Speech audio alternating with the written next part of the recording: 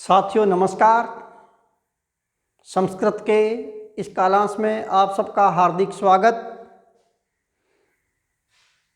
मित्रों, पिछले कई सारे कालांशों से हम सप्तमी विभक्ति से संबंधित अनेक विध सूत्रों को पढ़ चुके हैं। इसी क्रम में मैं आज आपके साथ सप्तमी विभक्ति से संबंधित एक वार्तिक है मित्रों। अर्हाणाम कर्तृत्व अनर्हाणाम अकर्तृत्व तद वैपरीत्य च। ये वार्तिक है। ये वार्तिक आपके साथ में मैं शेयर कर रहा हूं। आइए देखते हैं वार्तिक क्या है।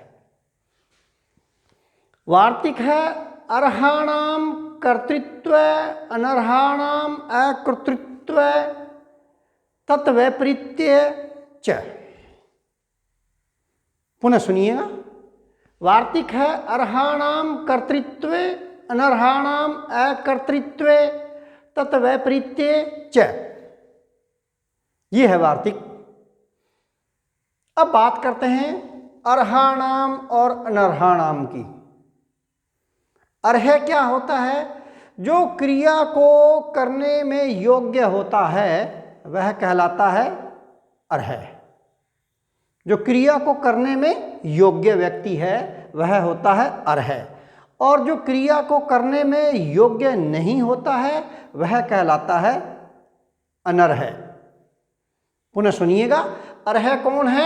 यहाँ लिखा है अर्ह अर्थात जो क्रिया को करने के जो योग्य व्यक्ति है वह है अर्ह, और यहाँ दिया है अनर्ह जो क्रिया को करने के योग्य नहीं है अर्थात जो अयोग्य है वह है अनर्ह। वार्तिक का भावार्थ बता दूं मैं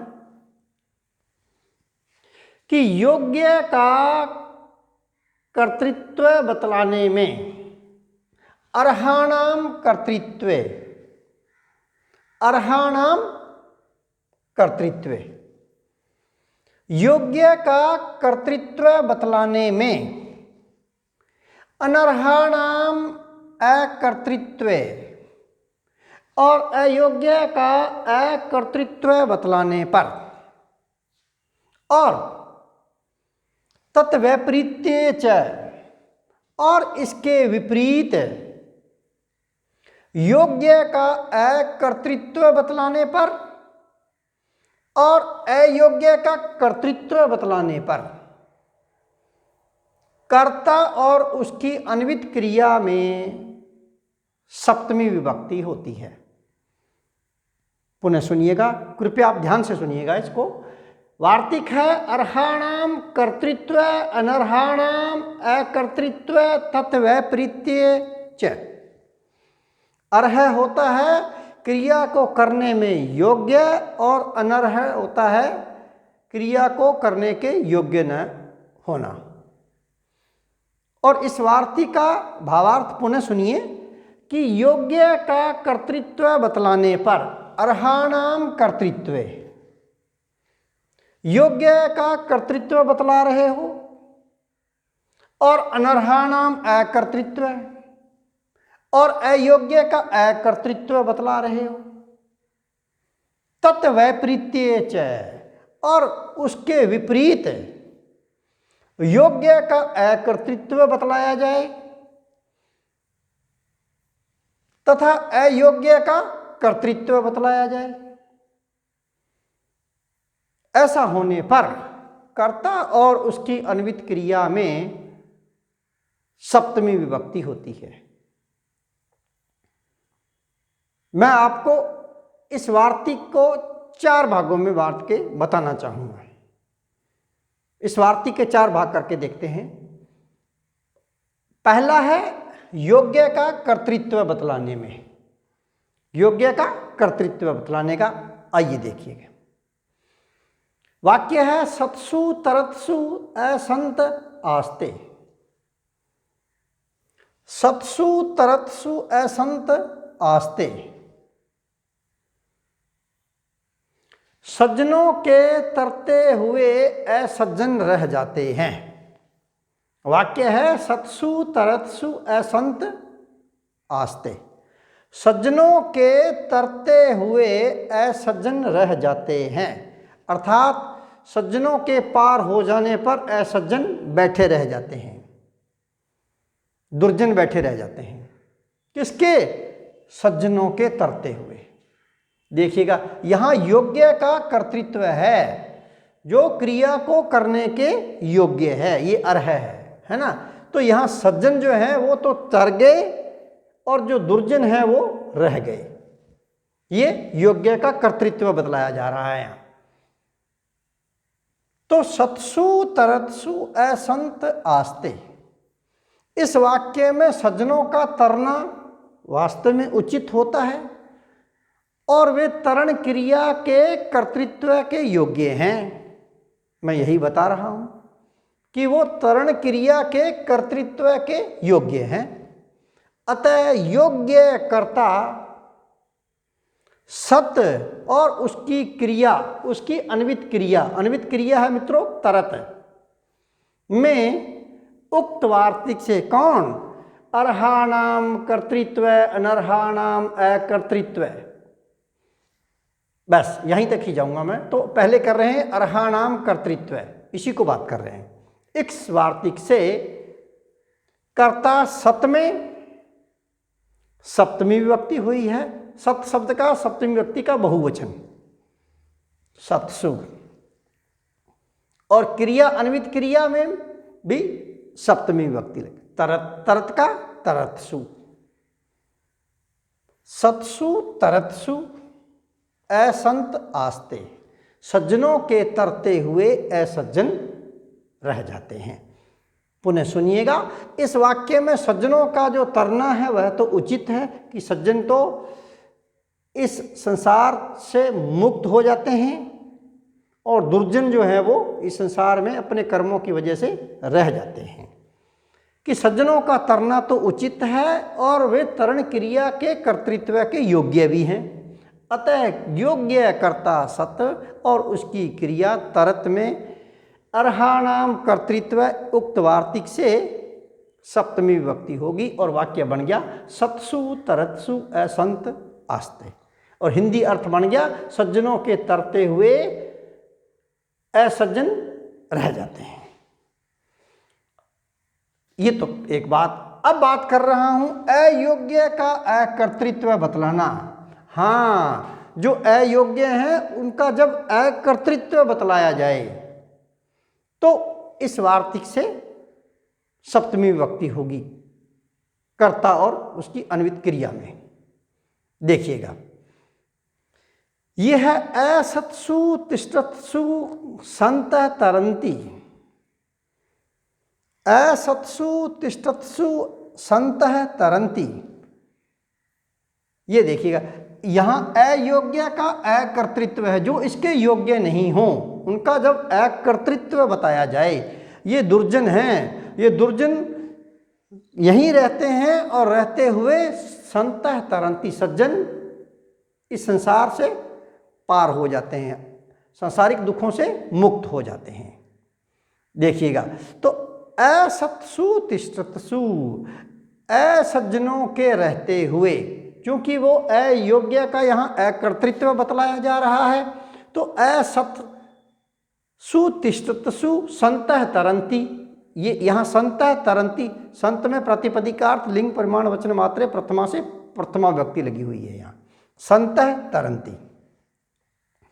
यहाँ तरण क्रिया में असज्जन जो असत हैं वो हैं अयोग्य, ठीक है ना।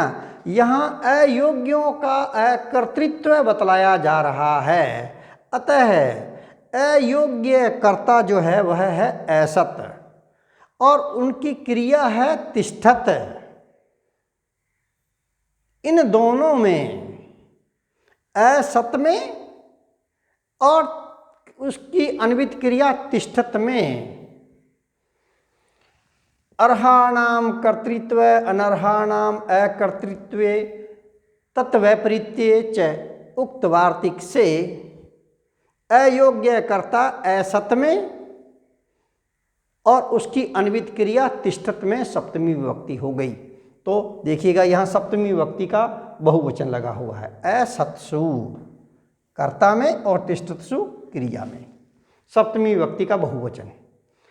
वाक्य बना असत्सु तिष्ठत्सु संतः तरंती, और यहां प्रथमा विभक्ति लगी हुई है। ठीक है, ये दो हो गए। कौन सा? योग्य का कर्तृत्व हो गया और अयोग्य का अकर्तृत्व हो गया। तत्वैपरीत्य च, और उसके विपरीत,